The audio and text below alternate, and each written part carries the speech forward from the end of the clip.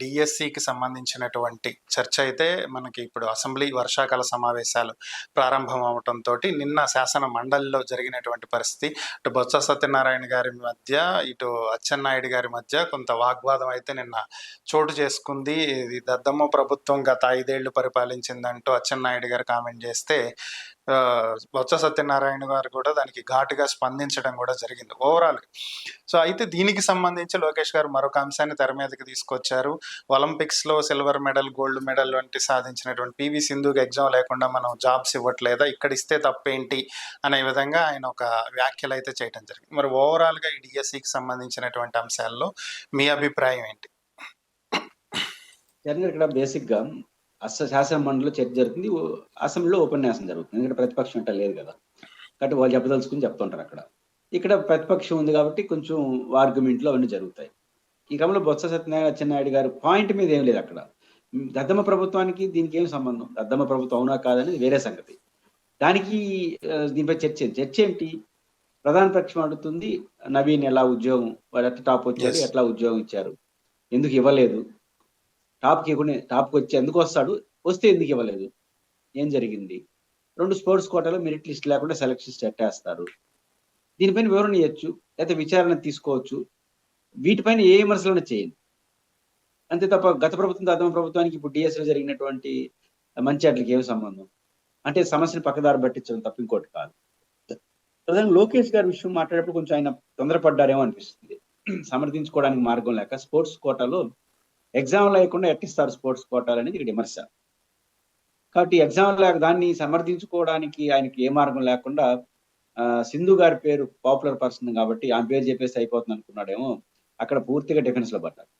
చాలా మందికి ఇప్పటికీ అర్థం కాంది, సింధు గారికి కానీ లేదా సచిన్ టెండూల్కర్ లాంటి నేషనల్ ఇంటర్నేషనల్ దాంట్లో ప్రతిభ చూపిన వాళ్ళకి ప్రభుత్వం ఉద్యోగం ఇస్తుంది, గ్రూప్ 1 ఉద్యోగం ఇస్తుంది, కేబినెట్ ఆమోదించి. అంటే గ్రూప్ 1 ఉద్యోగం ఇచ్చి వాళ్ళు ఉద్యోగం చేయరు, దాని జీతభత్యాలు వాళ్ళు తీసుకుంటారు, వాళ్ళకి ఏం వస్తాయి అవన్నీ వస్తాయి. దాని ఉద్దేశం ఏంటంటే ఇంకా చాలా మంది అలా తయారు కావాలని దాన్ని తీసుకొచ్చి సదాసది ప్రభుత్వ ఉద్యోగంలో చేసే లింక్ పెడుతున్నాడు. ఆడికి లేదు ఈమెకి లేదు కదండి.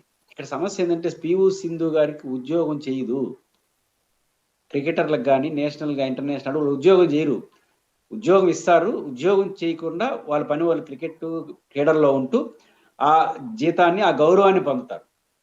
ఇక్కడ మీరు ఇచ్చే 300-400 మంది ఉద్యోగం చేస్తారు, అది తెలియట్లా మంత్రి గారికి. ఇక్కడ ఉద్యోగం చేయబోతున్నారు, ఇక్కడ ఎగ్జామ్ రాసినా రాయకపోయినా అక్కడ వర్తించదు. ఇప్పుడు సింధు గారికి గ్రూప్ 1 ఆఫీసర్కి ఇచ్చారు, ఒకరు ఆమె ఉన్నత చదువుకోండొచ్చు, ఏమి చదువుకోకపోయినా ఇస్తారు గ్రూప్ 1 ఆఫీసర్, అంటే గౌరవానికి సంబంధించిన అంశం కదా, ఇస్తారు. అప్పుడు వారు ఏమైనా ఉద్యోగం చేస్తారా? ఉద్యోగం చేయనప్పుడు ఇంక వాళ్ళు టెస్టులతో ఏం పని అంటున్నా. సింధు గారి యొక్క కెపాసిటీని టెస్ట్ చేయాల్సిన అవసరం లేదు. రీజన్ ఏంటంటే ఆ ఉద్యోగం చేయదు, కేవలం గౌరవప్రదంగా హోదాను అనుభవిస్తూ జీతం తీసుకుంటారు. మన ఉద్దేశం కూడా అదే, మీరు బాగా క్రీడల్లో దేశానికి మంచి పేరు తెమ్మని. ఇక్కడ మీరు ఇచ్చిన 450 మంది ఉద్యోగం చేస్తారు సార్, కాబట్టి ఉద్యోగం చేస్తారంటే వాళ్ళకి పరీక్షలు అవసరం, పిల్లల భవిష్యత్తు వాళ్ళ చేతిలో ఉంటుంది. కాబట్టి ఇక్కడ ఉద్యోగం చేసిన వాళ్ళకి, ఉద్యోగం చేయకుండా గౌరవంగా చేసుకునే వాళ్ళకి ఏమొచ్చేస్తుంది? ఇంకా ఈ పద్ధతి చేసుకుంటే పోనీ ఇచ్చారు, మెరిట్ లిస్ట్ ఎక్కడ? మెరిట్ లిస్ట్ మీన్స్ 450 మంది సెలెక్ట్ అయినట్టున్నారు, ఒక 2000 మంది 3000 మంది అప్లికేషన్ వేసుకుంటారు, లేదా 450 మంది వేసారా అచ్చుకుంటున్నట్టు అప్లికేషన్లు వేసుంటే వాళ్ళు ఏ ప్రాతిపదిక ఇచ్చారు? ఉదాహరణకు 2 పోస్టులు ఉంటాయి, నేషనల్ సర్టిఫికేట్లో ఒక 6 మంది తీసుకొస్తారు, ఎవరికి వేయాలి అప్పుడు? National international state. ఇంటర్నేషనల్ ఊరు రారనుకుందాం, నేషనల్లో వస్తారు, స్టేట్ వాళ్ళు వస్తారు. నేషనల్ వాళ్ళే 4 ఉన్న పోస్టులకు 6 మంది వచ్చారనుకోండి, అప్పుడు స్టేట్ వాళ్ళు ఇంక పోటీలో ఎవరు రారు, నేషనల్ తీసుకుంటాం. నేషనల్ ఎవరిని తీసుకోవాలి?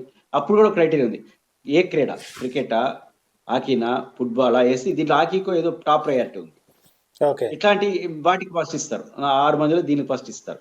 అంటే ఈ క్రైటీరియా ఒకటి ఉంది కదా, మీకు వచ్చిన అప్లికేషన్లు ఎన్ని, దాంట్లో క్రైటీరియా వారీగా రాసేసి దీంట్లో టాప్ ప్రయారిటీ, ఈ పద్ధతిలో మేము ఈ 450 సెలక్షన్ లిస్ట్ వేయచ్చు కదా.